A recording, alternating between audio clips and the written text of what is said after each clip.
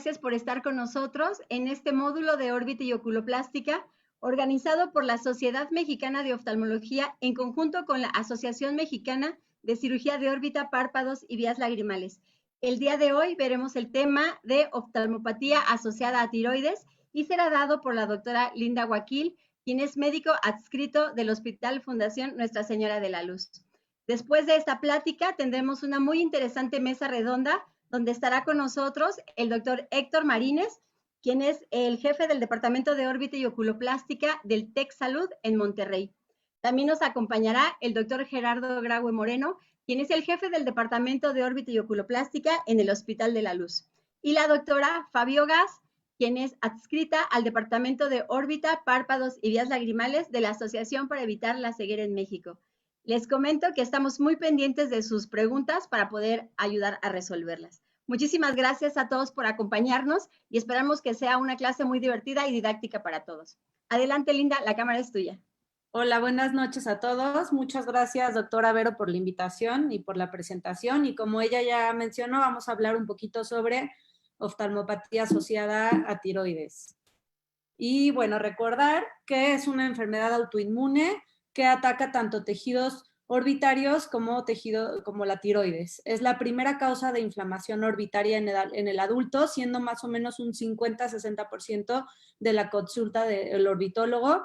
Y es una enfermedad que ocasiona una deformidad facial importante, por lo cual es muy importante la alteración en la calidad de vida de nuestros pacientes. Más o menos la edad de presentación es desde los 25 a los 65 años de edad, pudiendo haber otros pacientes fuera de este rango. Es más común en las mujeres, siendo una relación mujer-hombre 5:1. Es bilateral generalmente, puede ser asimétrica, pero generalmente es bilateral. El 80% de estos pacientes cursan con enfermedad de Graves, pero de la enfermedad de Graves, más o menos el 15% pueden llegar a cursar con oftalmopatía asociada a tiroides. Otros pacientes que pueden cursar con esto son los pacientes con hipotiroidismo, con tiroiditis o con cáncer de tiroides. Y del 6 al 20% de todos estos pacientes no tienen pruebas en el perfil, no tienen alteraciones en las pruebas tiroideas. Clínicamente, primero cursamos con una fase aguda, en donde tenemos estos signos de retracción palpebral, alteración en la superficie ocular, edema palpebral, proptosis. Después vamos a encontrar una fase crónica, en donde lo más común es la desviación ocular y por lo tanto la diplopia. Y la historia natural de la enfermedad es que más o menos se autolimita al año de presentación. Sin embargo, de un 5 a 10% van a presentar reactivaciones de la inflamación. Y bueno, en cuanto a la fisiopatología, es un poquito complicada, pero la hipótesis más aceptada es que hay antígenos que están compartidos en los tejidos orbitarios y también en la tiroides. Entonces, estos antígenos que se reconocen, de los más aceptados, es el receptor de la hormona estimulante de tiroides, y por eso, bueno, algunos datos clínicos nos hacen pensar que este es el más aceptado. Entonces, ¿qué es lo que pasa? Hay células T que van hacia la órbita y hacia los tejidos orbitarios que van a presentar estos antígenos. Estos antígenos estas células T van a unirse en la órbita a estos tejidos, por ejemplo, los fibroblastos que expresan estos antígenos, y vamos a tener una liberación de citocinas proinflamatorias, por ejemplo, el interferón, por ejemplo, el factor de necrosis tumoral alfa, interleucina, varias citocinas proinflamatorias, y estas van a inducir una liberación de glucosaminoglucanos, que lo que va a hacer es que primero se van a diferenciar algunos de estos fibroblastos en adipocitos, lo que va a aumentar el contenido de grasa en la órbita. También vamos a presentar una retención importante de agua, lo que va a ayudar a hacer un edema importante, y todo esto va a hacer un aumento de todo este contenido orbitario, y esto es por lo que se presentan todos estos signos y síntomas de congestión orbitaria y todos los que vamos ahorita a presentar. Clínicamente, pues lo más frecuente que vemos es el exoftalmos o la proptosis, lo cual puede ser, generalmente es bilateral, pero puede ser muy asimétrico, pensando que a lo mejor nada más es unilateral. Y hacemos la exoftalmometría para medir esta proptosis, en donde si es mayor a 18 milímetros o una diferencia mayor a 2 milímetros, tenemos un exoftalmos. Recordar siempre para los residentes que cuando hacemos esta exoftalmometría, en un paciente siempre debemos medirla con la misma base para que podamos tener un cambio objetivo para la evolución de nuestros pacientes. Otros signos que vamos a tener, de los más prontos que aparecen, es el signo de retracción palpebral o de Dalrymple. Hay muchos signos descritos, pero estos son los más frecuentes. Este retraso en el descenso de los párpados o signo de von Graefe. Otro signo importante es el lagoftalmos, como vemos aquí en la fotografía de abajo, hasta signos más importantes que como esta quemosis importante, alteración en la superficie, podemos tener incluso perforaciones corneales por una úlcera corneal no tratada. Edema o eritema en la inserción de los músculos extraoculares, como vemos en la otra foto. El signo de Braley, que es cuando tomamos la presión intraocular de frente y pedimos al paciente que mire hacia arriba y aumenta esta toma unos 4 milímetros. Es un signo positivo también para congestión en orbitopatía asociada a tiroides. Algunos de los factores de mal pronóstico, tanto de presentación como para reactivación de esta enfermedad, es el sexo masculino, tienen un poquito de peor pronóstico, pacientes de edad más avanzada, que tengan un hipertiroidismo prolongado, que no esté controlado. El tabaquismo es muy importante, decirles a los pacientes que no deben fumar y que no deben acercarse a gente que esté fumando. El estrés puede también reactivar o empeorar este curso de la enfermedad, y pacientes que vayan a ser sometidos a tratamiento con yodo radioactivo, siempre recordar que hay que dar un tratamiento profiláctico con prednisona vía oral, más o menos de 0.5 miligramos por kilo de peso, antes del tratamiento y después.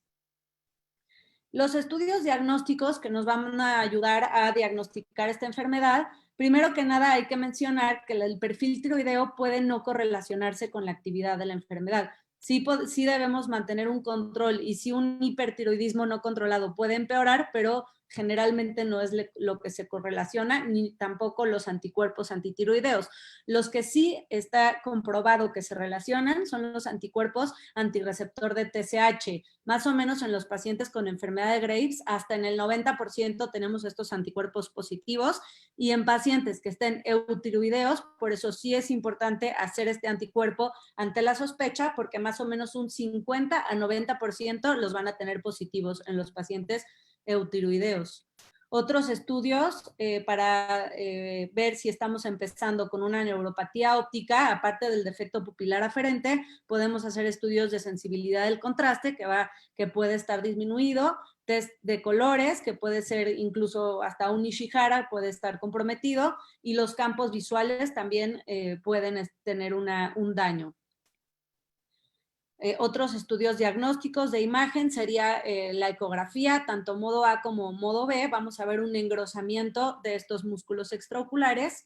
El más común que todos conocemos es la tomografía computada. Lo que vamos a ver aquí es, podemos ver en pacientes jóvenes, puede ser más a expensas de tejido graso, entonces se va a ver como la primera de abajo, un poquito más el tejido de grasa que se ve como negro, o podemos tener un aumento de los músculos extraoculares, del grosor, empezando primero por el recto inferior, después por el medial y luego el superior y el lateral. Y bueno, ¿qué vamos a ver aquí? Aparte de a expensas de qué tejidos tenemos esta congestión orbitaria, también vamos a ver cómo está el estado de nuestro nervio óptico, si no tenemos un riesgo de una compresión óptica y de una neuropatía óptica compresiva, y también nos va a ayudar para planear el tratamiento posterior de descompresión orbitaria si es que nuestro paciente lo requiere. Una resonancia magnética, más que nada para ver los tejidos blandos y el estado del nervio óptico. Y en cuanto a la clasificación, las más comunes que nosotros tenemos es la de NOSPEX, en donde vamos desde sin signos o síntomas hasta ya tener un compromiso visual importante. La de CAS es una clasificación que nos va a ayudar a ver si tenemos un paciente con actividad, en donde de estos que les menciono, dolor retrovulvar, dolor con alteración a la motilidad ocular o con diplopia, eritema palpebral, hiperemia conjuntival, edema palpebral, inflamación en la cuadrícula o edema conjuntival, más de 3 de estos signos nos va a estar diciendo que tenemos una enfermedad activa y que nuestro paciente va a necesitar tratamiento para controlar esta inflamación. Esta otra clasificación de prognosis es la de VISA, en donde empezamos desde la inflamación, desde las alteraciones a la visión, sospechando neuropatía óptica, inflamación, estrabismos o en la apariencia. Tenemos también una clasificación en cuanto a los criterios de severidad, siendo la leve cuando hay pocos signos o síntomas, cuando tenemos leve retracción palpebral, un exoftalmos mínimo, que no tengamos patología muscular y que la visión sea normal. Decimos que es moderada cuando hay una retracción más de 2 a 3 milímetros, un exoftalmos de 20 a 23 milímetros, ya tenemos diplopia, ya tenemos queratopatía por exposición y ya podemos tener un déficit visual.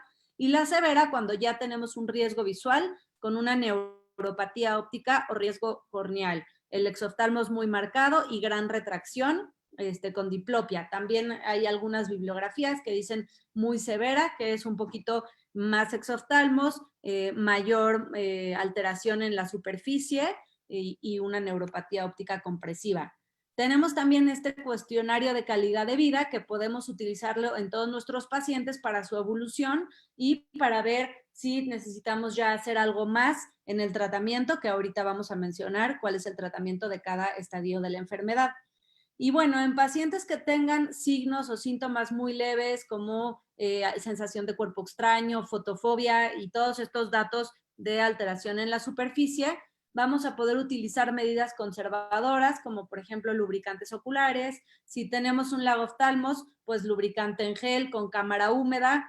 Si tenemos diplopia, podemos utilizar prismas o incluso podemos utilizar toxina botulínica. Si tenemos una retracción importante, también podemos mejorar en este momento la retracción palpebral. Y siempre el tratamiento médico para llevar a nuestro paciente al eutiroidismo si es que tenemos una alteración de las pruebas tiroideas y para controlar la fase inflamatoria que va a depender de la severidad y de la actividad de la enfermedad.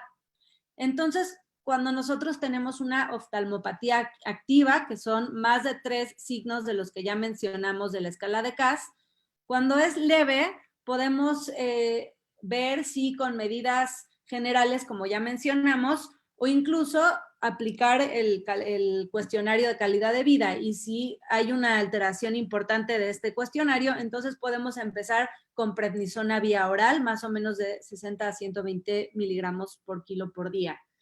Cuando ya tenemos una alteración moderada a severa, el esquema de primera línea, el más aceptado, es el de metilprednisolona de 500 miligramos intravenoso una vez a la semana durante 6 semanas y después 250 miligramos intravenoso una vez a la semana por 6 semanas.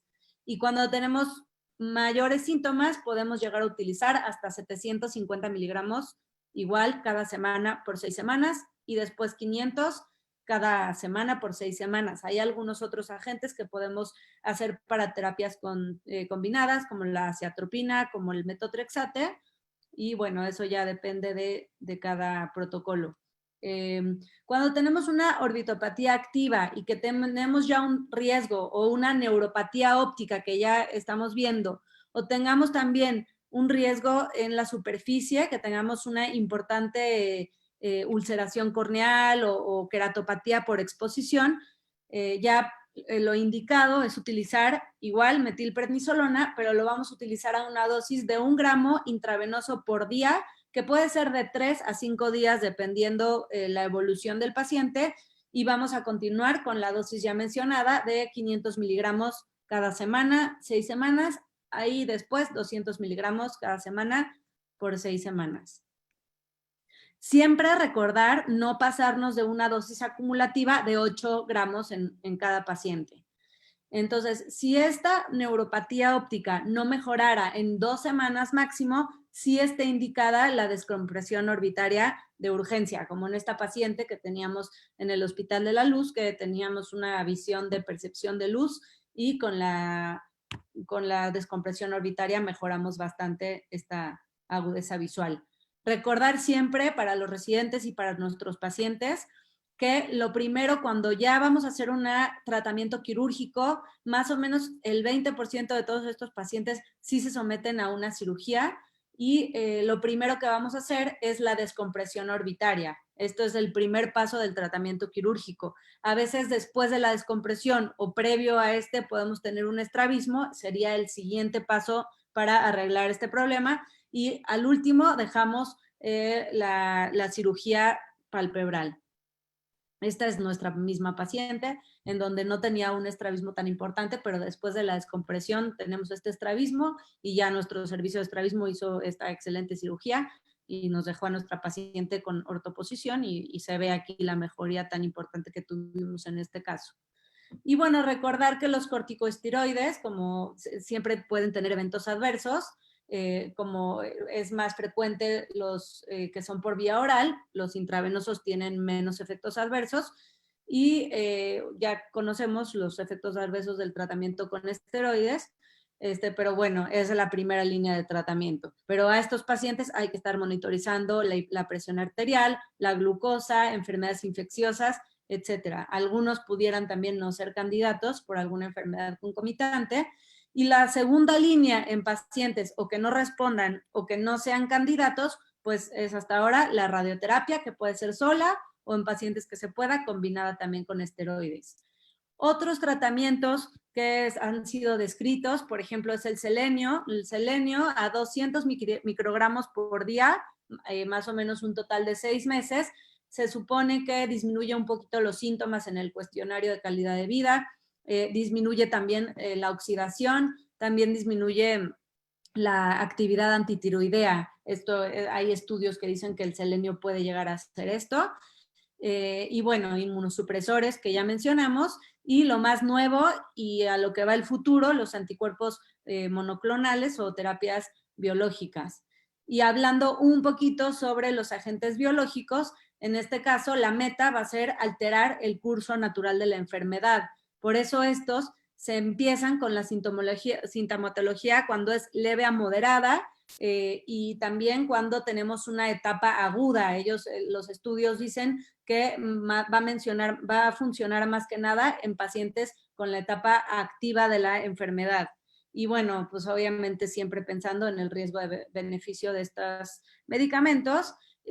Cada medicamento que ya se está utilizando o que está en investigación puede ir en contra de algún antígeno o alguna célula o alguna fase de toda esta evolución de la inflamación de la órbita. Entonces, de los más comunes y que más se han utilizado y que más se han estudiado, el que ahorita el primer artículo que salió del 2017 del tepratumumab está en contra del receptor de crecimiento de insulina, y este es el más prometedor, ya que hay una reducción, según los artículos y según los que lo han utilizado, de hasta 2 a 4 milímetros en la proptosis, además de 2 o más puntos en el CAS. Entonces, los que usan este medicamento dicen que probablemente pudieran ya evitar la cirugía descompresiva. Esto pues se ha comparado únicamente con placebo. Es un tratamiento muy costoso que puede llegarle a costar de puro costo al paciente unos $300,000 de puro costo, y en México todavía no, hasta donde sé, no lo tenemos. Apenas fue aprobado por la FDA el año pasado y sí se está utilizando en Estados Unidos. Y bueno, como conclusión, obviamente la orbitopatía, la oftalmopatía asociada a tiroides es una enfermedad autoinmune que es muy compleja, que sigue en estudio, tanto del tratamiento como de la fisiopatología. Es una enfermedad que altera mucho la calidad de vida de nuestros pacientes por los cambios tanto físicos como funcionales que tenemos. Los tratamientos pues pueden mejorar las manifestaciones, pero los que hay ahorita todavía no alteran mucho el curso de la enfermedad, que es lo que estamos hablando a futuro. y bueno, el mayor conocimiento de la inmunopatogenia es lo que les ha dado lugar a nuevos tratamientos que algunos siguen en investigación. Hay que identificar de manera temprana a pacientes con un riesgo importante de progresión y de severidad, y en cuanto a estos tratamientos biológicos, el uso, como ya mencionamos, es temprano, pero bueno, el tratamiento que de primera línea, que son los esteroides, también hay que identificar bien el tipo de paciente, la severidad, la cronicidad, para ver a quién es candidato o quién no es candidato. Y bueno, por mi parte es todo. Muchas gracias. Aquí les dejo mis datos por si quieren escribirme y nada más. Hola, doctora Escalante. Si tienen alguna duda, podemos ponerlo en el chat y entre todos vamos a tratar de contestar sus dudas. Sí, claro que sí. Pasamos a la mesa redonda. Muy bien. Buenas noches tengan todos, todos ustedes. Han enviado algunas preguntas aquí interesantes sobre el tema que acaba de compartirnos la doctora Linda. Quiero dar la bienvenida a los doctores, al doctor Graue y a la doctora Ogaz, que están aquí participando junto con la doctora Linda en esta mesa redonda. Vamos a tratar de que sea de lo más útil para quien está en la práctica de la oftalmología, ya sea en general o en su especialidad. Hay algunas preguntas aquí que yo creo que por respeto a los que las hicieron tenemos que contestarlas, y luego a lo mejor podríamos ir enfocándonos en algunos temas que son importantes también que se deben de tener conocimiento para el manejo del paciente con orbitopatía de Graves. Sabemos que la orbitopatía de Graves es una enfermedad compleja, bastante compleja, de hecho y caprichosa en su comportamiento, entonces yo creo que hay mucho de dónde hablar en este sentido. Gerardo, no sé qué, ya viste las preguntas que están ahí, no sé si quieres, que prefieren que respondamos a estas preguntas y no nos enfocamos en otros temas, o lo vamos ahí más o menos revolviendo. Pues si quieres, Héctor, vamos contestando las preguntas poco a poco y vamos a ir desarrollando el tema, depende de las respuestas que vayan dando, ¿no? Muy bien, muy bien. La primera, pues dice que ¿qué utilizas para crear las cámaras húmedas? Bueno, lo más fácil es ir al centro comercial, al súper, comprar rollo de plástico autoadherible que venden como para guardar los tupperwares y las cosas en la cocina, y con eso nosotros normalmente le pedimos al paciente que recorte un pedacito del tamaño de la órbita, y con eso hacemos la cámara húmeda, ¿no? Se fija con un poquito de micropor.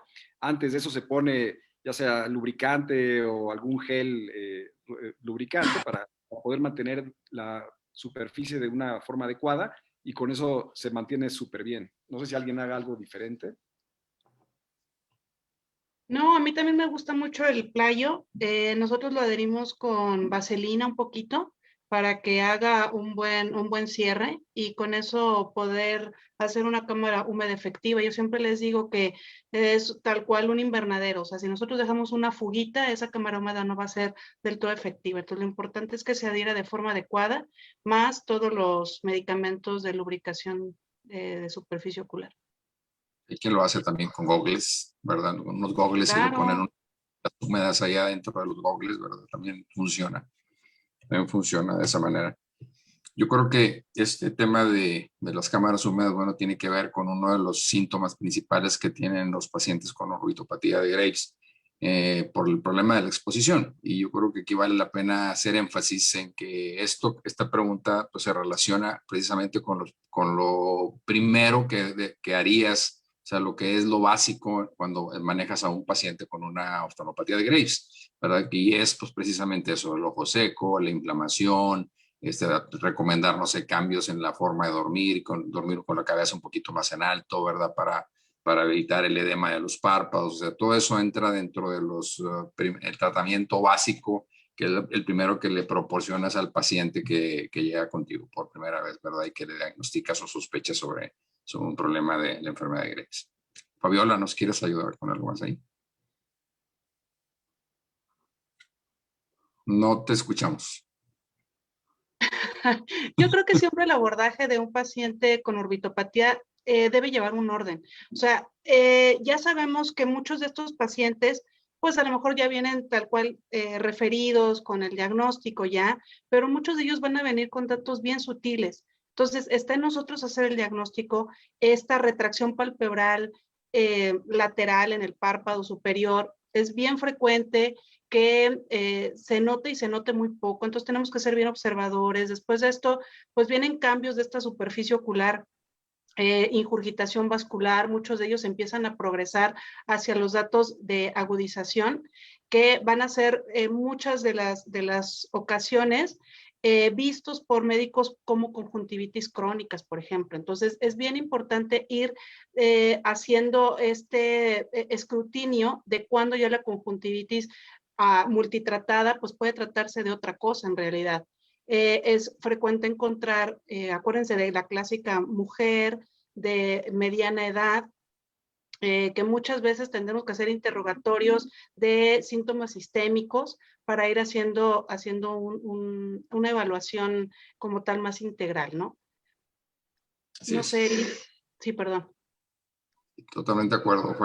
Yo creo que aquí algo en base a lo que tú estás diciéndonos aquí, de lo sutiles que pueden ser a veces la sintomatología de inicio, yo creo que esto nos lleva a organizar el pensamiento cuando estás frente a un paciente donde sospechas una enfermedad de Graves o una orbitopatía de Graves, en donde lo primero que tenemos que hacer es empezar a armar el diagnóstico, ¿verdad? Para este paciente, ¿verdad? Entonces tú ya lo empiezas a sospechar, empiezas a manejar eso y hay que armar el diagnóstico. Entonces, si nos vamos a qué es lo primero que se debe hacer, pues bueno, si ya tenemos la sospecha de lo que puede ser, pedirle los exámenes que tú le tengas que pedir, pero ante todo, pedirle al paciente que lo vea un endocrinólogo, ¿verdad? Para empezar a armar todo el diagnóstico completo. Y yo creo que ese es por donde tenemos que empezar. Y ahí es donde entra lo que comentaba Linda, ¿verdad? De los exámenes que se tienen que pedir en un intento por hacer el diagnóstico y armarlo completo con el TAC y los exámenes de laboratorio con los anticuerpos, antihormona estimulante, que todos esos son los que sí nos pueden ayudar mucho en el diagnóstico y además inclusive en el pronóstico. Además de esto, yo creo que junto con esto tenemos que hacerle algo muy importante, es darle la información precisa al paciente, sobre todo cuando ya estableciste el diagnóstico, sobre qué esperar también del tratamiento que le vas a dar y cómo se podría comportar la enfermedad. Yo creo que, no sé, en la experiencia de ustedes, Fabiola, Gerardo, Linda, en la experiencia de ustedes, la mayoría de los pacientes que llegan contigo, muchos ya diagnosticados, algunos con la sospecha porque alguien les dijo, parece, o inclusive un doctor de otra especialidad le dijo, ve a checarte porque parece que tienes un problema relacionado con tiroides, es la ansiedad que tiene el paciente y la inquietud sobre todo por sus cambios que tienen en el aspecto físico. Creo que es uno de los puntos más importantes en lo que más se enfoca el paciente con un problema de este tipo. Y creo que es muy importante toda la información que se le pueda dar al paciente desde el inicio, en el sentido de informarle qué esperar si esto es una orbitopatía de Graves, qué esperar en cuanto a cómo podría cursar y evolucionar el problema.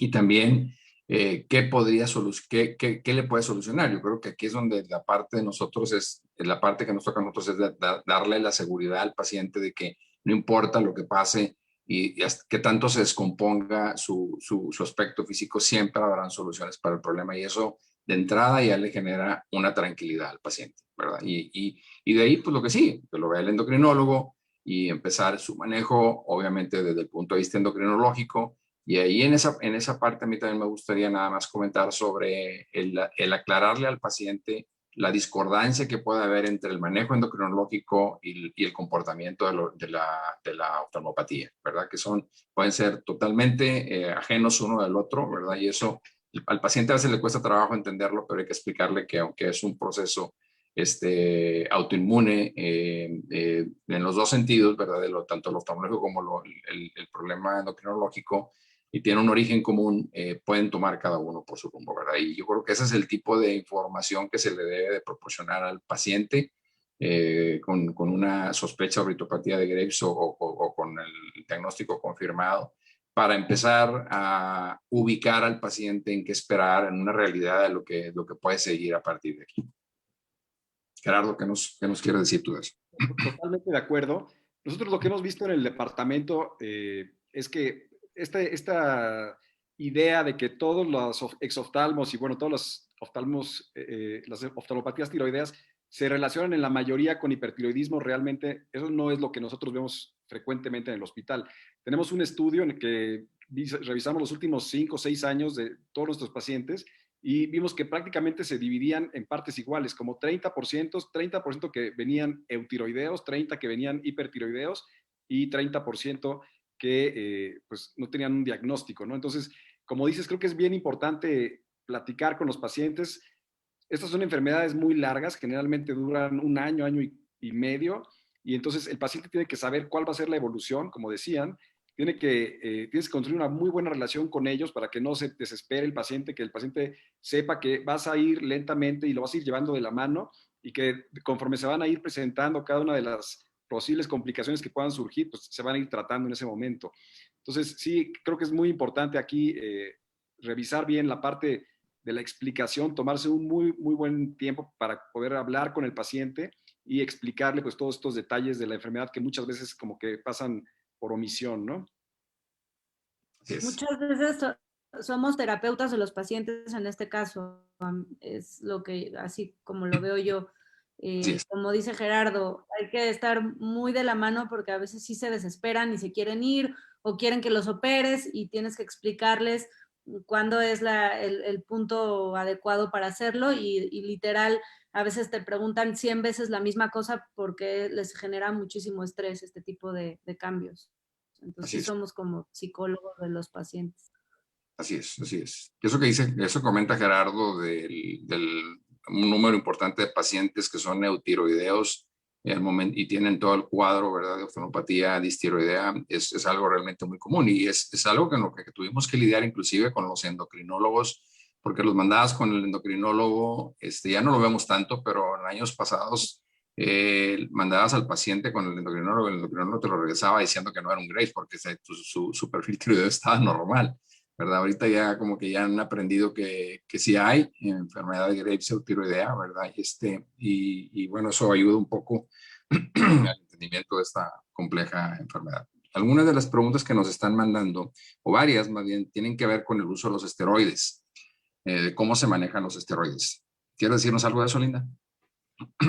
Primero que nada, hay que escoger bien al paciente que vamos a manejar con esteroides, ¿no? Como ya mencionamos, generalmente cuando ya decidimos hacer un tratamiento con esteroides, debemos estudiar al paciente, debemos mandar estudios, una biometría hemática, una química sanguínea para ver cómo está la glucosa y también hacer pruebas para descartar enfermedades infecciosas como VDRL, PPD, etcétera, para no empeorar un estado infeccioso que tenga el paciente previamente. Entonces, como mencionábamos, yo en lo personal me reservo mucho en el usar esteroide vía oral.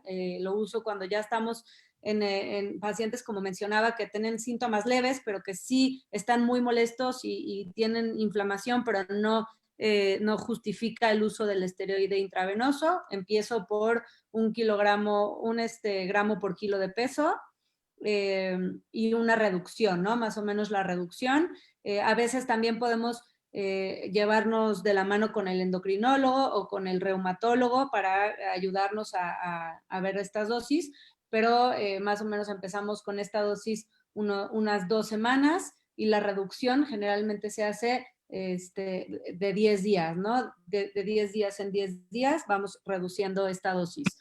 Primero, pues en cuartos, 25 miligramos, y ya cuando llegamos a los 10, ya lo vamos reduciendo de 2.5 miligramos. Y en cuanto al esteroide intravenoso, el esquema más utilizado para cuando ya tenemos datos de actividad, pero no tenemos todavía una neuropatía óptica compresiva, como lo mencionábamos, los 500 miligramos intravenoso 6 semanas y los 250. Preguntaban por ahí también de terapia con inmunomoduladores. Generalmente podemos utilizar aciatropina o metotrexate, que únicamente nos van a servir como ahorradores para prolongar un poquito el tiempo de efecto de los esteroides.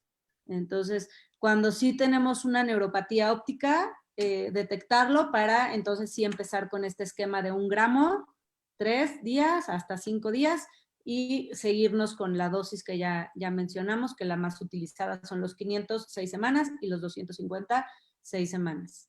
A veces podemos, terminando, dar algún ciclo de esteroide vía oral, dependiendo cómo estén nuestros pacientes. No sé qué opina Gerardo de qué hace en su práctica. Sí, bueno, yo hago algo similar, ¿no? Primero, solamente le doy esteroides intravenosos a pacientes que tengan neuropatía óptica o que tengan datos ya de una queratopatía por exposición.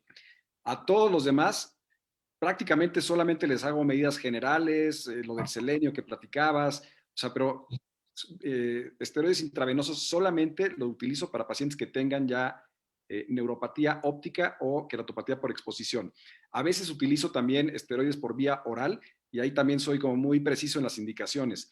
Solamente los uso en pacientes que tengan mucha congestión y eso les genere dolor, o sea, una incapacidad funcional, o pacientes que tengan diplopia. Fuera de eso, no uso esteroides vía oral. Cuando uso esteroides vía oral, uso prednisona a 1 miligramo por kilo y solamente para esas 2 indicaciones. Órbitas muy congestivas que estén con dolor y que estén con manifestaciones que hacen que el paciente no sea funcional o que tengan diplopia franca. En cuanto a los esquemas de esteroides intravenosos ya para neuropatía óptica, generalmente pues yo inicio con 500 miligramos. Hay casos muy especiales en los que quizá inicie con 1 gramo, sobre todo si el paciente viene ya en percepción luminosa o veo que francamente ya tiene una queratopatía muy, muy severa, bueno, igual y ahí duplico la dosis y no me espero tanto, porque por ahí escuché que a veces esperan 2 o 3 semanas para ver si hay una respuesta, ¿no? Yo generalmente, después del primer bolo, me espero 1 o 2 días. Si veo que no hay respuesta, ya prácticamente estamos empezando a pensar en completar los estudios de ese paciente para intervenirlo quirúrgicamente. Bueno, y otra cosa que había visto por ahí de la radioterapia. La radioterapia yo también nada más la utilizo en pacientes que van iniciando con la enfermedad, o sea, que tienen algunos meses de actividad y que han respondido bien al esteroide. Los pacientes que no respondieron bien al esteroide no son candidatos para radioterapia. O sea, la radioterapia en este caso la usamos como ahorrador de esteroides. Pacientes que van iniciando su enfermedad y que seguramente si solamente les damos esteroides los vamos a tener casi 1 año con esteroides. Es mucho tiempo para desarrollar diferentes efectos adversos. Entonces, esos pacientes puede ser que sí los consideremos para radioterapia. De lo contrario, no usamos radioterapia. Nosotros en el hospital nos guiamos mucho por el grupo europeo de la orbitopatía distiroidea, el famoso EBUGOGO, con respecto a las dosis que hay que aplicar. Este grupo seguía también en la escala de CAS de actividad, en donde igual o más de 3 puntos va a ser indicación de actividad y tras esto podemos aplicar los esteroides a las dosis que ya han mencionado, 500 por cada semana durante 6 semanas y 250 a la semana por otras 6 semanas. Si en este caso el paciente tuviese diplopia, entonces tenemos que progresar a 750 a la semana por 6 semanas, seguido de 500 por 6 semanas y posteriormente, bueno, pues podemos también indicar en el transcurso de este tiempo, pues todas las medidas generales de superficie ocular. Hay algunos pacientes que van a tener bastante quemosis y esto, y podemos estar haciendo tarsorrafias. Me preguntaban acerca de la toxina botulínica. En este momento también se podría utilizar para tratar de hacer una tosis química y pues básicamente después de esto nosotros lo que vamos haciendo en el transcurso de la aplicación del medicamento pues son todos los estudios de anatomía y fisiología, como les llamo yo, ¿no? O sea, tendremos que hacer todos los coadyuvantes aparte de todos los laboratorios que tendrían que venir incluidos, todos los de glicemia, porque muchas veces tenemos que ir de la mano también controlando una enfermedad de base o sabemos que algunos de estos bueno, protocolos de esteroides van a aumentar el grado de glicemia que pueda tener el paciente. Entonces es importante, incluso cuando nosotros aplicamos, por ejemplo, el día de la aplicación, tenemos que checar la glicemia y la TEA antes y después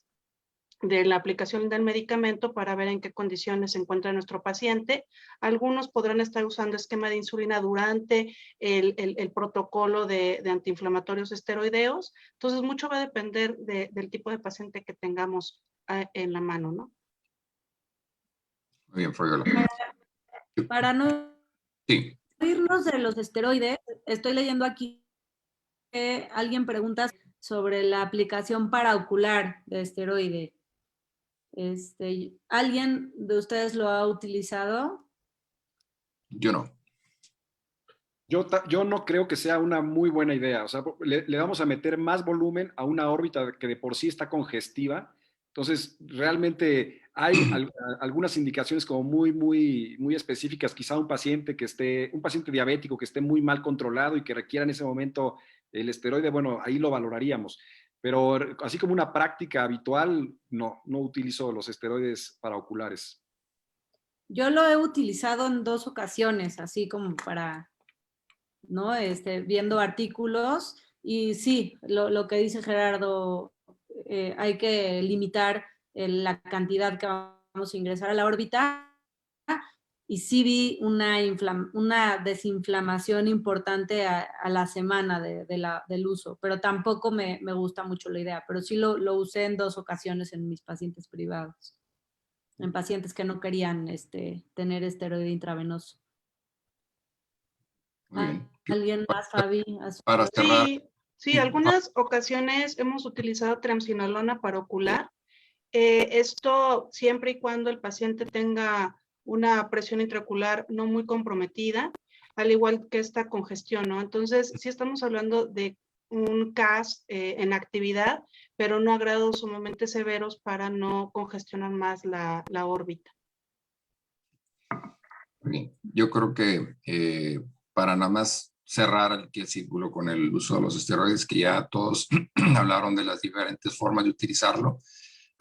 Yo creo que hay situaciones en donde a veces no puedes utilizar metilprednisolona y nada más digo comentar que está la opción de utilizar los esteroides vía oral, ¿verdad? Que claro que tendría que ser un tratamiento en dosis altas, ¿verdad? De 1 gramo por kilogramo de peso y por tiempos prolongados. No sé si alguno de ustedes haya tenido que recurrir a eso, pero tiene que ser tratamientos a veces de 4 o 6 semanas con dosis altas, entonces con todos los efectos que eso conlleva. Pero algo que me gustaría enfatizar también aquí es el hecho de que el uso de esteroides tiene utilidad si lo usas en el momento en que hay actividad inflamatoria. O sea, entendamos que la enfermedad de Graves tiene una fase que se activa y una fase en donde se acaba la actividad, en donde entras allá a otro tipo de manejo se habla de manejo de rehabilitación o de las secuelas que dejó cuando estuvo activa la enfermedad.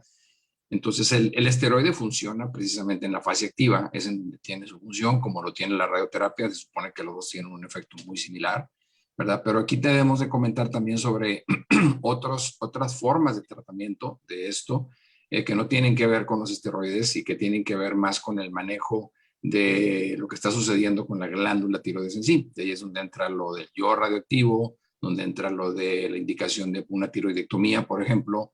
¿Qué quieren comentar ustedes, Fabiola, con nuestra experiencia con eso? Sí, o sea, sabemos que ya está muy relacionado el uso de yodo radioactivo también con una recaída de la orbitopatía tiroidea. Incluso también se menciona que el uso de esteroides en el momento que se tiene que utilizar el yodo radioactivo, bueno, pues da cierto beneficio para evitar ese empeoramiento de la enfermedad. Yo creo que aquí siempre es estar en comunicación con endocrinología, ¿no? Porque a veces, pues como usted mencionaba al inicio, o sea, si tenemos nosotros a un paciente con actividad, pero que endocrinológicamente no, o se presenta como un paciente eutiroideo, pues va a ser un poco difícil el tratamiento en conjunto, ¿no? Porque aquí el endocrinólogo pues deja de hacer su trabajo con respecto a la movilización de medicamentos, pero pues acuérdense que existe la parte inmunológica y para esto nos sirven a nosotros los anticuerpos antirreceptor de TSH. Nosotros en el hospital lo pedimos como prácticamente como protocolo de diagnóstico, ¿no? O sea, pedimos sí el perfil tiroideo más aparte los anticuerpos antirreceptor de TSH. Los de tiroglobulina y antiperoxidasa pueden elevarse por alguna otra patología inflamatoria. Para nosotros el que mayor peso tiene pues es el antirreceptor, que incluso es diagnóstico aún con un perfil hormonal de paciente eutiroideo, ¿no? A mí me gustaría nada más enfatizar esto que estabas diciendo, Héctor, en que obviamente los esteroides solamente funcionan en las fases activas. Y en la oftalmopatía tiroidea hay un cuadro que es la orbitopatía congestiva, que es una orbitopatía que ya está inactiva, pero que tiene las secuelas que generó la expansión del volumen y que puede confundirnos fácilmente con un cuadro activo, ¿no? Sobre todo si lo vemos, por ejemplo, de primera vez. Si es la primera vez que vemos al paciente, pudiera parecer que tiene, por ejemplo, un CAS de 3, 4, 5 o 6 y realmente no estar activa. Entonces, primero es bien importante seguir a los pacientes en el tiempo. O sea, verlo una vez y verlo una segunda vez a las 3 o 4 semanas o dependiendo de cómo requiera el paciente, porque eso nos va a permitir saber si hay o no progresión y eso es lo que realmente nos va a hablar de actividad, ¿no? Obviamente también el tiempo de evolución, el paciente nos va a platicar más o menos cuándo empezó con los datos oftalmológicos y más o menos vamos a poder dar una idea de si está o no activo.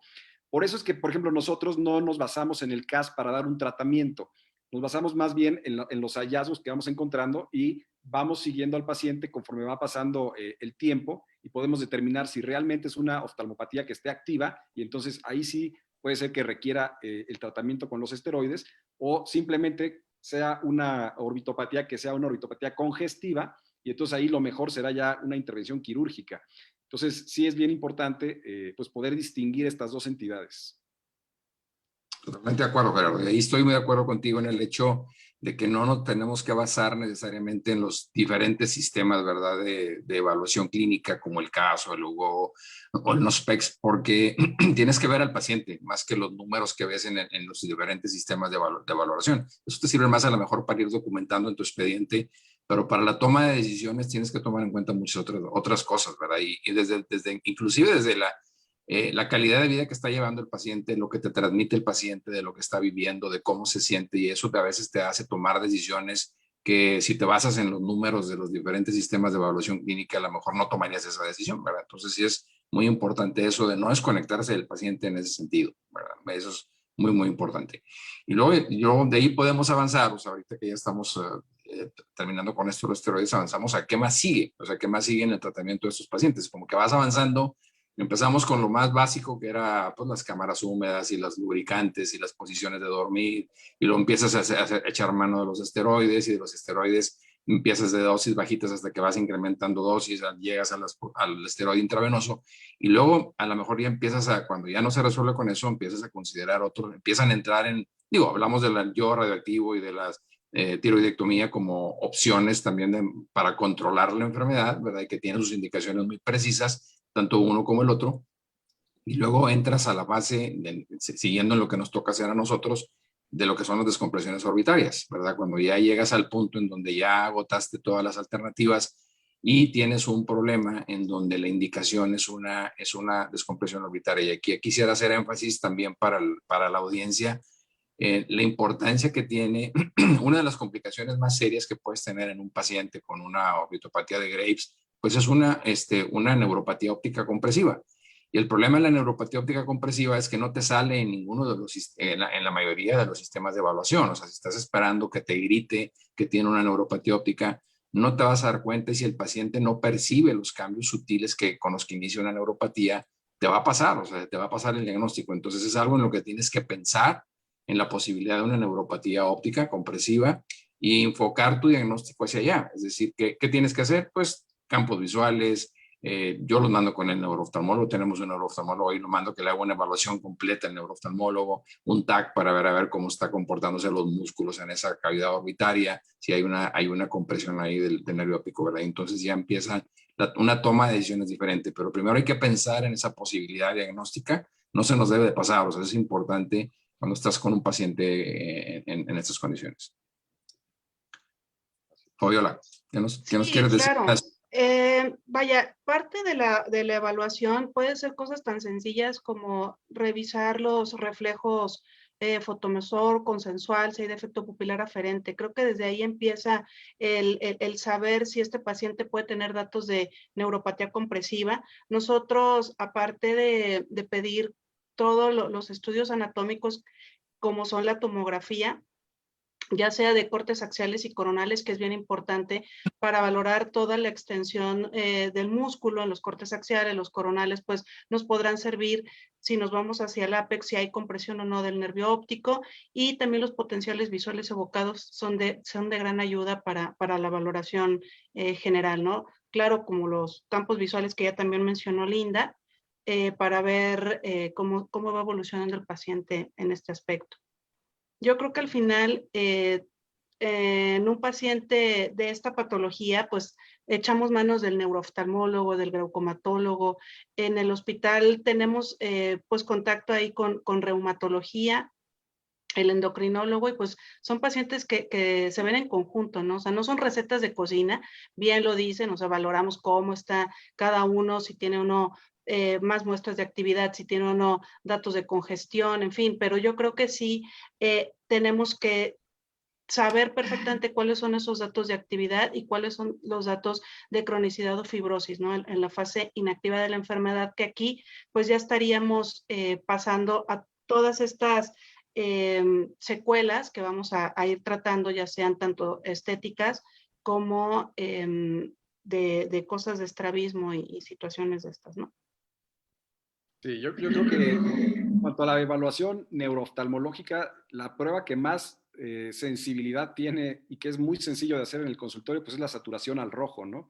Creo que todos los oftalmólogos tenemos por ahí un frasquito de TP, y bueno, pues nada más pedirle al paciente que vea la tapita con un ojo y luego tape y vea con el otro y que compare, ¿no? Si ya alguno de los dos ojos empieza con una disminución en la intensidad del rojo, pues ya podemos empezar a pensar que quizá ese paciente ya esté cursando con datos iniciales de neuropatía. Y bueno, de ahí como todo lo demás que decía, ¿no? El Ishihara, el defecto pupilar aferente, y bueno, ya las evaluaciones mucho más sofisticadas, como un campo visual o lo que sea. Pero sí, son evaluaciones que no se nos deben de pasar en el consultorio. Y la otra cosa que mencionabas, Fabi, creo que es muy interesante y muy importante tener una buena interacción también con el servicio de reumatología. Muchas veces tenemos muy buenas relaciones con endocrino, pero endocrino generalmente no es la especialidad que se encarga de, por ejemplo, administrar los anticuerpos monoclonales, ¿no? y de seguir a sus pacientes. Entonces, tenemos que tener también la comunicación adecuada con los reumatólogos, que son los que eventualmente se van a dedicar a poner los anticuerpos monoclonales cuando nosotros les solicitemos. Nosotros lo hacemos de esa forma. Cuando detectamos ya que el paciente puede llegar a ser candidato a alguno de los anticuerpos, entonces lo presentamos al servicio de reumatología y entonces a partir de ahí empieza como esa interacción para poder darle ese tratamiento. Eso obviamente nosotros no somos los expertos y debemos siempre de apoyarnos con el departamento de reumatología. Sí, gracias, Gerardo. Eso era el tema, precisamente iba yo para allá, ¿verdad? Están preguntando aquí sobre el uso de biológicos, ¿verdad? Para el manejo de la oftalmopatía de Graves. Ahorita me encantaría conocer la experiencia de ustedes, Gerardo, tuya, de Fabiola, Linda, qué es lo que tanto manejan biológicos. Pero bueno, entendamos que esto del uso de la terapia dirigida ya muy específica, ¿verdad? Con el conocimiento de cómo se están, del origen del proceso inflamatorio en la retinopatía de Graves, pues ha venido, ya tiene muchos años, ¿verdad? De que se vienen utilizando biológicos como el rituximab, que fue de los primeros que se utilizaron, el tocilizumab, y ahorita con la novedad del tepro, ¿verdad? Que aquí no lo tenemos, pero que pareciera prometedor, ¿verdad? El manejo de esto. Y lo que decía Gerardo ahorita es muy importante porque sí, los que tienen experiencia en esto son precisamente los reumatólogos, y eso es con el que tenemos que, yo de hecho los poquitos pacientes que me ha tocado tener que manejar, que he necesitado manejar los biológicos, los mando al reumatólogo. Preguntaban cómo preparábamos al paciente. La verdad es que nosotros no lo preparamos, lo mandas al reumatólogo, el reumatólogo se encarga de todo y tienen que hacerle todo un gabinete ahí de estudios previos, de un perfil de todos los estudios necesarios para poder ver si el paciente es candidato para utilizar un determinado biológico, ¿verdad? Entonces, sí es cierto que nosotros realmente mandamos el paciente al reumatólogo y ellos son los que se encargan del manejo de estos pacientes y de las posibles complicaciones, ¿verdad? Y aquí me gustaría enfatizar en el hecho de que, digo, sabemos que hay gente que es pro el uso de biológicos, digo, aquí digo, se me viene a la mente el doctor Pérez Moreira, ¿verdad? Que es el que tiene más experiencia, creo, en el mundo con el uso de los biológicos, particularmente con todos, rituximab y tocilizumab y todos, él ha probado con todos y tiene mucha experiencia en esto. Y su práctica se ha convertido en una práctica en donde prácticamente todo se maneja con biológicos, o por lo menos así lo manifiesta él. Esto es importante dimensionarlo porque los biológicos, aunque pueden ser, suenan encantadores y como que pueden resolverte muchas cosas, son medicamentos que pueden tener muchos efectos indeseables y algunas complicaciones verdaderamente serias. Entonces, es algo que lo debemos considerar como una alternativa de manejo, que se debe considerar como una alternativa de manejo, pero no necesariamente tiene que ser el de primera elección. Esto aquí sí me gustaría enfatizar que los tratamientos tradicionales de los que hemos estado hablando ahorita para el manejo de la orbitopatía de Graves siguen siendo vigentes, los mismos tratamientos, y está la alternativa de los biológicos, ¿verdad? Como a una opción más, ¿verdad? Pero no es algo que necesariamente tiene que manejarse siempre de esa manera, ¿verdad? Es importante. Fabiola, ¿qué nos dices tú? Sí, en el hospital que estoy, bueno, pues es un hospital oftalmológico y eso limita también el uso de los biológicos porque el paciente tendría que costearlos. Actualmente en los servicios de salud, pues no está como tal, pues administrado con el tinte de la orbitopatía distiroidea. Muchos pacientes, mientras no tengan causas reumatológicas, pues no se les es administrado, no está autorizado para el uso de orbitopatía. Entonces eso limita también por el costo. O sea, una dosis de tocilizumab andará más o menos como en unos 25,000 pesos la dosis. Esto se hace por 4 meses, o sea, una dosis al mes. Entonces, pues sí, el paciente tendría que tener disponible al menos 100,000 pesos para el tratamiento. No se deja de primera intención. Estos son para pacientes no respondedores a esteroides. Sí, el reumatólogo, al menos en la práctica privada con el que yo trabajo, se hace cargo de la administración. Actualmente el laboratorio los admite como parte de un protocolo en donde algunas ocasiones pueden pues administrarlo de forma gratuita o algunos más cuando pues el paciente costea 3 dosis y el laboratorio 1, en fin. Entonces eso sí limita la administración no privada. No sé, Linda o Gerardo, ¿qué opinan sobre esto? Sí, yo creo que... Sí, adelante, Gerardo. Perdón, digo, me desconecté tantito por la mala internet, pero bueno, no, lo que yo quería nada más platicar en cuanto a mi experiencia con biológicos es que, sí, como tú dices, el que más experiencia probablemente tenga con el uso de tocilizumab, que es el inhibidor de interleucina 6, es Pérez Moreiras, y el que tiene más experiencia ahora con con el inhibidor del factor parecido a la insulina es Raymond Douglas, ¿no? Que él también es un fanático del Tepeza, que se llama comercialmente. La tablita que mostró Linda me encantó. La verdad es que resume muy bien los 3 biológicos que tenemos ahorita pues accesibles. Creo que el rituximab realmente ya está casi en desuso para orbitopatía de Graves. No se ha visto que tenga unos resultados adecuados. Tocilizumab se usa sobre todo para pacientes que están inflamados, pacientes que queremos inactivar, que probablemente han sido resistentes a los esteroides. Ese es el tipo de paciente que yo le mando al reumatólogo. Cuando ya intenté los esteroides intravenosos, el paciente sigue inflamado, ya tenemos datos de neuropatía óptica, ese es el paciente que yo creo que es el que más se puede llegar a beneficiar del tocilizumab. Y el Tepeza, o gracias. Más bien lo están usando para proptosis, para mejorar la proptosis. Entonces, eso es sobre todo para pacientes jóvenes que están empezando con la enfermedad. O sea, esos pacientes no son los que tenemos que esperar a que falle nuestro tratamiento con los esteroides, sino que esos pacientes probablemente de primera intención, si el paciente cumple con los requisitos desde los que decía Fabiola, ¿no? De económicamente es solvente y puede hacerlo, pues quizá a esos pacientes les vaya bien para disminuir la proptosis.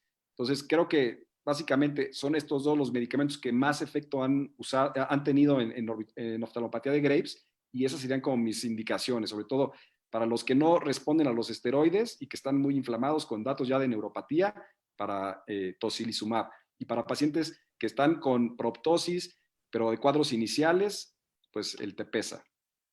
Sí, eso que mencionas, que acabas de mencionar ahorita, Gerardo, del paciente donde la indicación de tocilizumab para alguien que tiene una neuropatía, ahí es donde entras a veces, te empiezas a cuestionar muchas cosas ahí en la toma de decisiones, porque yo me acuerdo mucho en las pláticas del doctor Pérez Moreiras que él mencionaba siempre que ellos ya casi no hacían descompresiones orbitarias, ¿verdad? Y se jacta de eso, dice, ya no hacemos descompresiones orbitarias en el servicio.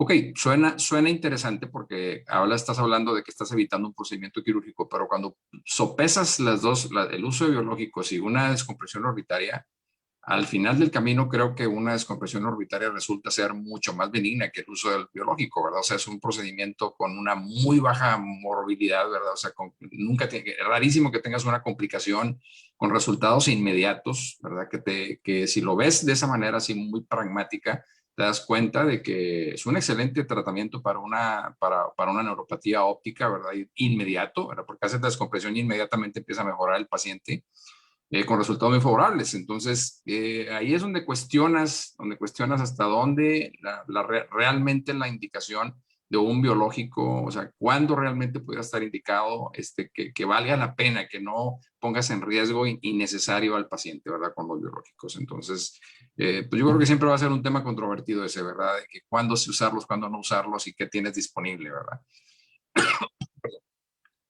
Sí, no, definitivamente. Digo, yo soy un fanático de la descompresión orbitaria, pero creo que, por ejemplo, si hay un paciente en un lugar donde no haya un orbitólogo que esté capacitado para hacer una buena descompresión, quizá en ese tipo de casos, pues pudiera ser mejor algo médico, ¿no? Pues es la alternativa. Quiero enfatizar aquí que este tipo de terapias nuevas, específicamente el teprotumumab y otras nuevas que ya se están desarrollando, que es algo más selecto que va en contra de lo que nos está produciendo la inflamación.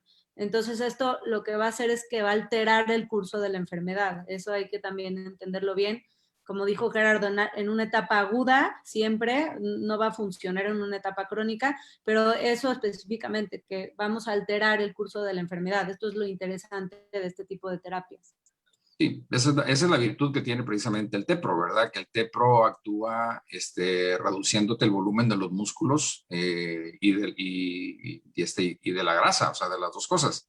Entonces eso te reduce la proptosis y te corrige problemas de motilidad que a lo mejor con los esteroides nunca lo vas a conseguir, ¿verdad? Entonces ahí eso pudiera tener una indicación temprana, ¿verdad? Para no tener que llegar a una fase en donde eso ya no va a funcionar y ahora sí tienes que requerir una descompresión, ¿verdad?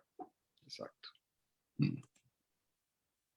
Preguntaron, que, no sé si queremos seguir hablando de esto o seguir, ya preguntaron varias veces sobre el uso de toxina botulínica para retracción palpebral. ¿Cuál es tu opinión, Linda? Bueno, yo tanto en el hospital como en pacientes privados lo he utilizado. No funciona en todos los pacientes, también es en pacientes que estén un poquito más una etapa más aguda, más o menos unos 7.5 unidades. Lo que sí he visto en estos pacientes es que sí, en algunos sí baja el párpado y en algunos no, pero en casi todos, porque hay una parálisis del orbicular, los pacientes presentan más molestia de ojo seco. O sea, estéticamente se ven mejor en los que sí, porque no en todos baja el párpado, pero en casi todos los pacientes se me han quejado de ojo seco. Entonces me he reservado ya un poquito el uso porque si bien pues sí se ven mejor, a lo mejor prefiero hacer otra cosa para ayudarlos en ese momento estéticamente, pero no empeorarles ese ojo seco que de por sí son pacientes con alteraciones en la superficie. No sé, ¿tú qué opines? Yo igual que tú, la verdad es que yo sí lo he usado. Hay pacientes en los que he tenido buenos resultados cosméticos hay pacientes en los que no he tenido un buen resultado, y eso se lo atribuyo a que quizá no sea la mejor etapa de la aplicación, ¿no? Que ya hay cierta fibrosis en el músculo elevador y eso pues evita que finalmente tenga buenos resultados cosméticos. Es muy buena observación eso de lo del ojo seco. Obviamente sabemos que la toxina botulínica en la glándula disminuye la secreción, entonces pues sí puede pasar, ¿no? Y pues yo creo que igual que tú, hay pacientes que pueden beneficiarse de la toxina. Fabiola. Sí, nosotros también lo hemos utilizado igual, tenemos algunas ocasiones que nos va muy bien, otros se nos van a tosis exagerada y otras no funcionan. Entonces, yo creo que aquí sí dejarlo como para estas etapas no de fibrosis, eso es un punto que hay que tener en cuenta. Nosotros utilizamos 5 unidades en cada cuerno de la aponeurosis, nos vamos un poquito más altos. La verdad es que a lo mejor no lo hemos interrogado tal cual, pero el síntoma de ojo seco post aplicación no nos ha ido tan mal en ese aspecto, aunque tiene toda la lógica de suceder. Entonces, pues no estaríamos exentos de que alguna vez nos suceda así, ¿no?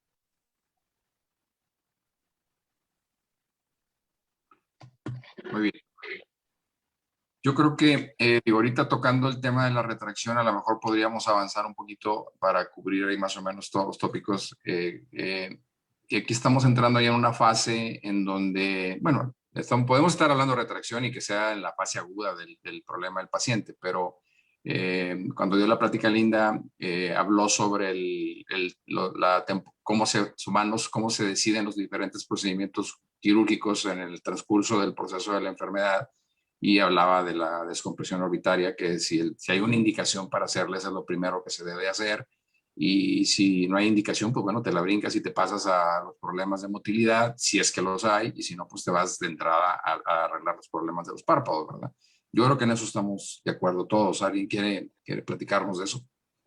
Yo sí, eso a mí me parece muy interesante porque hay que también individualizar a los pacientes. O sea, esto que yo menciono de las fases es lo que nos dicen todos los artículos y todos los libros, pero hay pacientes, y yo ya, por ejemplo, tuve una paciente que tenía una retracción muy importante y era una etapa pues activa más o menos, bueno, vamos a decir aguda de la enfermedad, no llevaba tanto tiempo, pero que tenía esa retracción importante. Y yo sí me salté los pasos en ella porque le puse toxina y no mejoró. Y a ella le importaba muchísimo el aspecto estético, era muy importante para ella. Y sí me salté los pasos y le puse un espaciador en el párpado.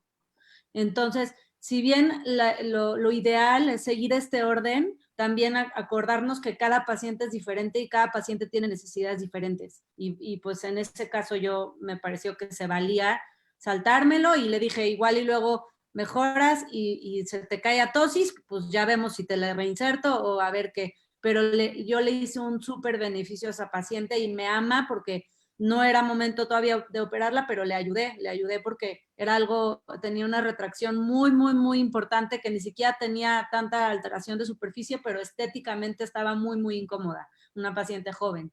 Entonces, no sé qué opinen ustedes de esto que digo.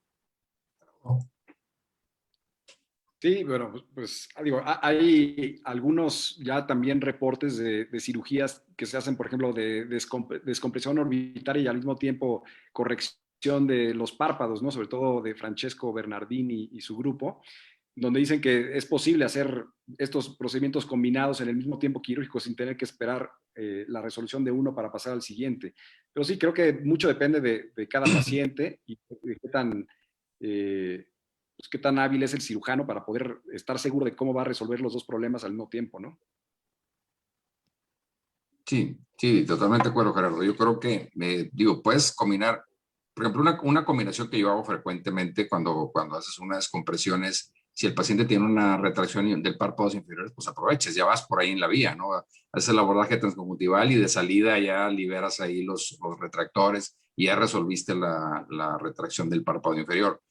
Pero la retracción del párpado superior me hace un poco más difícil de valorarla en ese momento, ¿verdad? Porque además digo, seguramente es a lo que te referías, una corrección de una retracción de párpado superior, las con el paciente pues despierto, o sea, vamos, con una anestesia local, una sedación ligerita y lo despiertas y lo sientas para ver la posición del párpado. Entonces, con anestesia general en la descompresión ahí se vuelve un poquito más complicado, ¿verdad? Sí. Yo sí prefiero seguir el orden, la verdad es que Sí. con mis descompresiones óseas, sobre todo, sí generalmente tengo algo de endotropias, ¿no? Porque me gusta mucho abordar la pared medial a través de la vía transcaruncular y quito prácticamente toda la lámina del etmoides. Y bueno, generalmente tengo casos de endotropias después de mis cirugías que corrige el estrabólogo y ya después nos metemos a párpados en un tercer tiempo quirúrgico. Pero sí, a mí no me gusta, la verdad, saltarme esos pasos. Fabiola. Sí, también, la verdad es que respetamos mucho esto porque es poco predecible saber exactamente en qué posición te va a quedar el párpado con tu descompresión. O sea, calculas más o menos cuánto de exoftalmos vas a corregir, pero poco predecible cuánta caída pueda tener el párpado posterior a esto, ¿no? O si se queda en retracción también. A mí me gustaría más, a lo mejor, hablar sobre técnicas de corrección de retracción palpebral, o sea, ¿cuál es la que más les gusta? ¿A todos les ponen espaciadores? ¿Qué tipo de material utilizan? Muy bien. A mí me gusta, si puedo responder, a mí me gusta el espaciador, el Aloderm. Me gusta mucho el Aloderm. Creo que la pura desinserción del elevador sí tenemos mucho riesgo a que se vuelva a pegar. La blefarotomía también. Yo en lo personal me gusta mucho, si se puede, el Aloderm. Obviamente siempre dejando un punto de frost. Yo lo dejo por mínimo 10 días para evitar porque siempre hay una retracción posterior a la cirugía. Sí, no, yo hago blefarotomías, ocasionalmente pongo espaciadores para el párpado superior, para el párpado inferior sí lo hago con cierta regularidad. De espaciadores, bueno, he usado Aloderm, he usado Sclera, he usado, ¿qué más? Paladar, ¿no?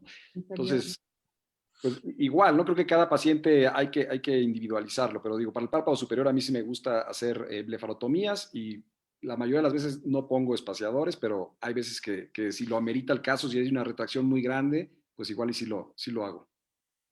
Yo utilizo, a mí me gusta hacer las correcciones de las retracciones de párpados superiores con miectomías del músculo de Müller.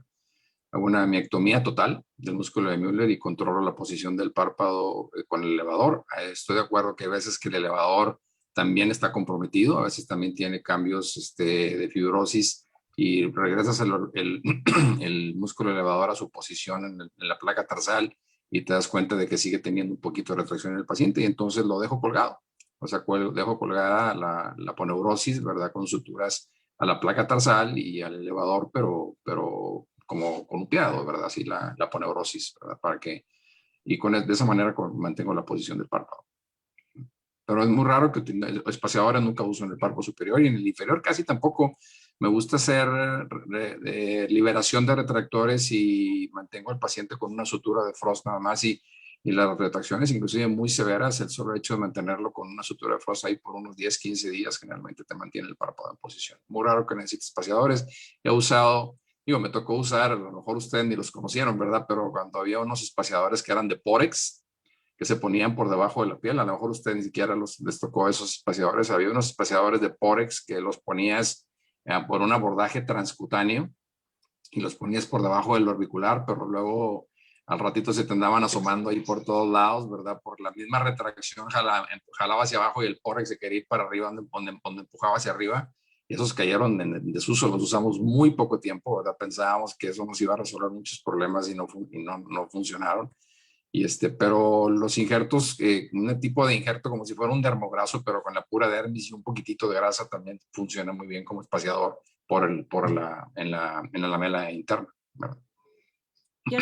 Hay que recordar también a los oftalmólogos generales o a los residentes que si vamos a usar un espaciador en el párpado superior, tenemos que escogerlo muy bien. Por ejemplo, no podemos utilizar un tejido muy grueso como un cartílago auricular en el párpado superior porque podemos lastimar la córnea. Eso creo que es importante para los oftalmólogos, ¿no? Escoger muy bien. Abajo podemos usar cualquier cosa, pero arriba usar un espaciador suave que no vaya a lesionar nuestra superficie ocular. Totalmente de acuerdo, Linda. Y ¿Algo más que quieran? Sí, y- adelante. había algunas preguntas de descompresión, por si quieren ya pasar a ese tema o seguimos Sí. con párpados. Claro. Entonces, Héctor, a mí me gustaría preguntarte cuál es el tipo de descompresión que más te gusta, en qué momento la haces y más o menos como qué resultados esperas tener. Primero te voy a decir que a mí me tocó una época cuando yo me formé en la que las descompresiones estaban indicadas única y exclusivamente para los pacientes que tenían una neuropatía óptica compresiva. Y me tocó el momento en que esto empezó a evolucionar y en que se empezó a indicar más, empezaron a indicarse las descompresiones para fines meramente estéticos. Y en la actualidad, yo te puedo decir que yo creo que el 90% de las descompresiones que hago son con fines meramente estéticos, meramente cosméticos. Y me gusta la descompresión del piso, preservando el techo ahí del paquete vasculonervioso, ¿verdad? Para evitar una caída del globo ocular, ¿verdad? Un hipoglobus. Las descompresiones balanceadas no me encantan, no estoy seguro de qué tanto consigues con eso, a menos de que hagas una descompresión de pared lateral muy agresiva que me da miedo, porque te pueden meter la cavidad intracraneal. Entonces, me ha funcionado muy bien la descompresión de piso con descompresión de pared medial. Hay una forma, cuando tengo que hacer una descompresión por una neuropatía óptica compresiva, y ahí sí me gustaría enfatizar esto, es muy importante descomprimir hasta la última celdilla inmovidal posterior, ¿verdad? Tienes que asegurarte de eso, porque el problema está ahí precisamente. Si descomprimes la pared medial y te quedas a medio camino, las 3/4 partes de lo que es la lámina papirácea, vas a dejar las celdillas inmovidales más posteriores y ahí es donde está precisamente la compresión del nervio óptico, donde está el amontonamiento de los músculos estrangulando al nervio óptico. Entonces, ahí ese es el único tipo de descompresión donde yo le hablo a un otorrino amigo mío y él, hacemos un abordaje transnasal él transnasal y yo transorbitario. Y él me guía hasta dónde me puedo ir, o sea, él me va guiando para asegurarnos de que quitamos hasta las últimas celdillas inmovidales que es en el sitio en donde te importa que sea la descompresión. Entonces es una manera muy segura, me da mucho miedo hacerlo yo solo porque hay un momento en que ya no alcanzas a ver bien, estás muy cerca ya del apex de la órbita y no sabes si te está pasando la mano ahí en el momento que estás haciendo quitando las celdillas inmovidales. Entonces, una manera muy segura para mí es esa, ayudarme con un otorrino, ¿verdad? Y él se mete bien endoscópica por la cavidad nasal, ¿verdad? Y eso me ha dado excelentes resultados. Y me da mucha tranquilidad, me estreso menos, sé que va a ser más completa la descompresión y reduzco los riesgos de un problema más serio ahí en las descompresiones, ¿verdad? Entonces, me ha ido bien con esas descompresiones de piso y pared medial y esa es la modificación que hago, ¿verdad? Cuando se trata de una descompresión por una neuropatía óptica compresiva. Fabi, ¿tú? Sí, nosotros igual que ustedes, cada vez más los pacientes privados piden también, ya vienen ilustrados, ¿no? De qué tratamientos pueden usarse. Aquí lo importante es más o menos saber en qué etapa está, como ya lo hemos mencionado. En el caso de que se pueda hacer por cosmética, bueno, es importante mencionarles pues todo esto que decíamos del estrabismo secundario que puede suceder, ¿no? También no estamos exentos de que aparezcan y que necesitemos tratarlos en un segundo tiempo. Nosotros sí nos gusta hacer la descompresión de piso, de pared medial, manteniendo el strut y la periórbita. Eso ayuda a que de cierta manera evitemos un estrabismo. Sin embargo, pues como mencionaba el doctor Marínez, cuando son con intención de hacer una descompresión por una orbitopatía con neuropatía óptica compresiva, pues es importante hacer descompresiones bien posteriores, ¿no? Pues básicamente eso. Oye, una pregunta, cuando dices preservando la periórbita, ¿que no la abres? Ajá, muchas ocasiones también hemos visto cirujanos en donde abren la periórbita, o sea, está la descompresión ósea, abren la periórbita y todo se hernia, grasa, músculos, todo. Algunos les gusta hacerlo, Lo algunos hago, por eso te preguntaba. sí, algunos les gusta hacerlos, otros no somos partidarios. Mucho va a ser pues el tinte que tengamos para esa descompresión. Claro, si es esto de neuropatía compresiva, bueno, pues la idea es justamente esa, ¿no? Entonces, eso puede generar un poquito más de estrabismo y pues el strut, hay unos que se lo llevan completo también. Esto, algunos lo preservan, algunos no. Y también, pues eso puede implicar también en un estrabismo secundario, ¿no? Linda y Gerardo, ¿qué hacen ustedes con la periórbita? Linda, ¿qué Yo es? generalmente la abro, perdón, Gerardo, yo generalmente la abro, pero les quiero decir de la paciente que les enseñé, que tenía una neuropatía compresiva, si la vieron que tenía toda la congestión, justamente esa paciente la operamos Gerardo y yo.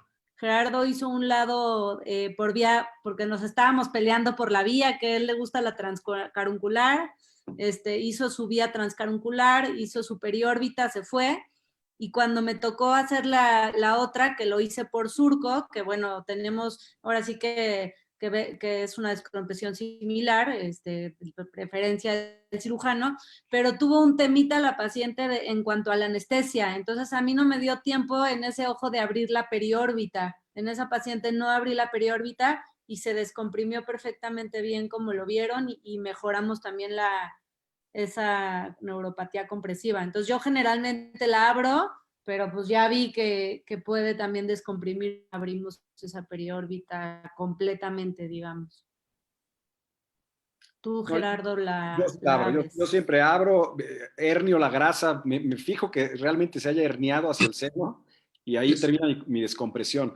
Yo soy un poquito más agresivo que Linda en las descompresiones, me gusta ir prácticamente por toda el etmoides, por eso siento también que de repente tengo más casos de estrabismos, ¿no? Porque sobre todo operamos pacientes que tienen los músculos muy gruesos porque están con neuropatía óptica y bueno, al hacer la descompresión sí se hernian los músculos hacia el etmoides. Entonces, yo sí, definitivamente siempre abro la periórbita y me fijo que la grasa se haya herniado de forma adecuada.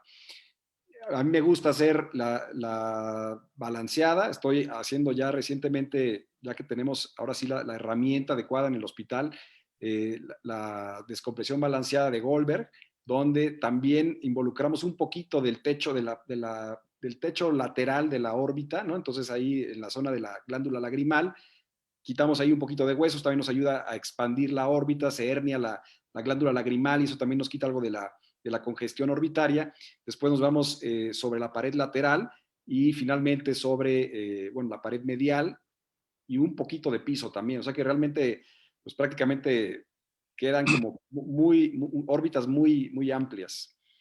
Y también me gusta, eso cuando hay ya como datos de neuropatía importante. Y con las pacientes jóvenes, porque también vi que por ahí estaban preguntando de las descompresiones grasas, también hago descompresiones grasas. Esas son generalmente pacientes jóvenes que tienen proptosis a expensas de la grasa orbitaria, que eso lo valoramos obviamente en el preoperatorio con la tomografía. Y de ahí sí quitamos entre 4 y 6 cc's de grasa orbitaria, no de la grasa preceptal, ¿no? Sino ya meramente de la grasa orbitaria.